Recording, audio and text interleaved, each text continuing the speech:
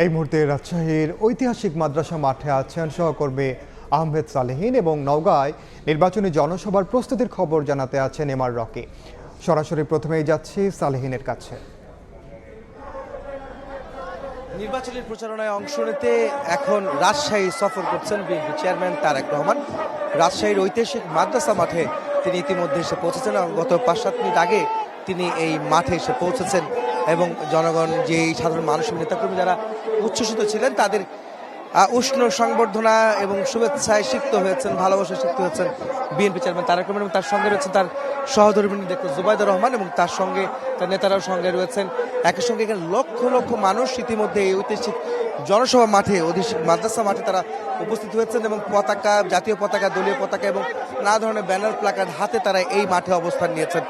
এবং আমরা দেখতে পেয়েছিলাম যে এই মাঠ শুধু নয়, মাঠের আশপাশের রাস্তায় অসংখ্য মানুষ, সাধারণ নেতাকর্মী, সমর্থক, সাধারণ মানুষ তারা সবাই কিন্তু এসেছেন। আমরা কিন্তু দেখতে পাচ্ছি বিভিন্ন বাড়ির ছাদে অবস্থান নিয়েছেন, বিভিন্ন উঁচু স্থানে তারা অবস্থান নিয়ে তারেক রহমানকে এক নজর দেখার জন্য তারা এই মঞ্চে, এই মাঠের আশপাশে অবস্থান নিয়েছেন। এই রাজশাহী নগরী এখন উৎসবের নগরীতে পরিণত হয়েছে। তারেক রহমানের আগমনকে ঘিরে তিনি এসেছেন। তিনি তার নির্বাচনী প্রচারণায় অংশ নেবেন, তিনি বক্তব্য রাখবেন, ধানের শীষের পক্ষে বক্তব্য রাখবেন। তিনি ধানের শীষের পক্ষে ভোট চাইবেন। আগামী 12ই ফেব্রুয়ারি জাতীয় সংসদ নির্বাচন অনুষ্ঠিত যাচ্ছে, ত্রয়োদশ জাতীয় সংসদ নির্বাচনে। সেই নির্বাচনে বিএনপিকে বিজয় করতে নেতাকর্মীদের পাশাপাশি সাধারণ মানুষের প্রতি তার আহ্বান থাকবে, সেই বক্তব্য তিনি দিবেন। এই মঞ্চে তিনি বক্তব্য রাখবেন। আমরা দেখতে পাচ্ছি যে এখানে ইতিমধ্যে লক্ষ লক্ষ মানুষ আসলে এই মাঠে উপস্থিত, হাজার হাজার মানুষ বললে ভুল হবে, এখানে কয়েক লক্ষ মানুষ ইতিমধ্যে এই শহর জুড়ে অবস্থান নিয়েছেন নেতাকর্মীরা।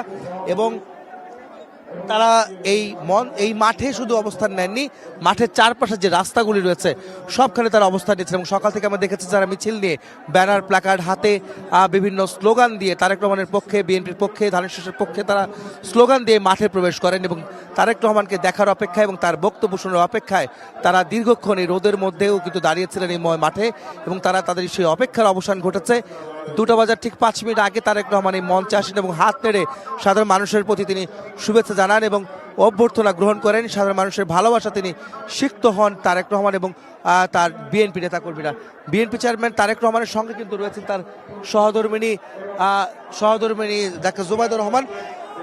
এই মাঠের যে পরিস্থিতি তা বলা যাচ্ছে, তিনি এখানে এর আগে সিলেটে, চট্টগ্রামে বিভাগে বিভিন্ন জায়গায় তিনি নির্বাচনী প্রচারণা চালিয়েছেন। আজকে তার রাজশাহী সফর, এখান থেকে তিনি নওগাঁ যাবেন, নওগাঁ হয়ে বগুড়ায় গিয়ে জনসভা করবেন এবং এই উত্তরবঙ্গের বেশ কয়েকটি জায়গায় তিনি জনসমাবেশ করবেন, নির্বাচনী প্রচারণা চালাবেন, যেখানে তিনি তার প্রতিশ্রুতি দিবেন আগামী নির্বাচনে তারা ক্ষমতায় গেলে তারা কী ধরনের প্রতিশ্রুতি তারা বাস্তবায়ন করবেন, জনগণের জন্য কী করবেন সেই বিষয়গুলো তিনি কিন্তু প্রতিশ্রুতি দিবেন, যেগুলি আগেও তিনি দিচ্ছেন, আজকেও সেই বিষয়গুলি আবার পুনর্ব্যক্ত করবেন বলে এখানকার নেতাকর্মীরা বলছেন।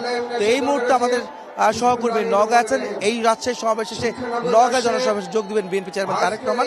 সেখানকার সবশেষ খবর জানাবেন আমাদের সহকর্মী রকি।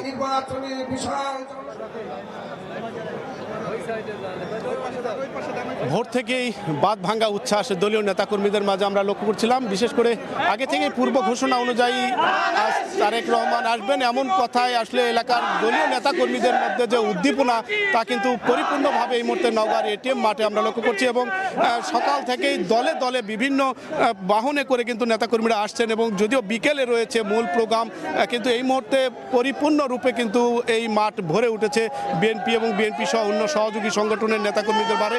নওগাঁ এবং পার্শ্ববর্তী জয়পুরহাট এই দুইটি জেলার 8টি আসনের নেতাকর্মীরা আজকের এই সমাবেশে অংশগ্রহণ করবেন এবং এই অংশগ্রহণের মধ্য দিয়ে আসলে এই এলাকায় বিএনপির যে একটা নেটওয়ার্ক রয়েছে, বিএনপির প্রতি মানুষের যে ভালোবাসা রয়েছে সেই আবেগটি কিন্তু এই মুহূর্তে অনেকটা প্রতিফলিত হচ্ছে। এবং আমরা দেখছিলাম যে ব্যানার, ফেস্টুন, পোস্টার নিয়ে এসে আসলে প্রিয় নেতাকে এক নজর দেখার জন্য তাদের এই আগমন বা তারা অনেকেই এই ভোর থেকে কিন্তু অপেক্ষা করছেন।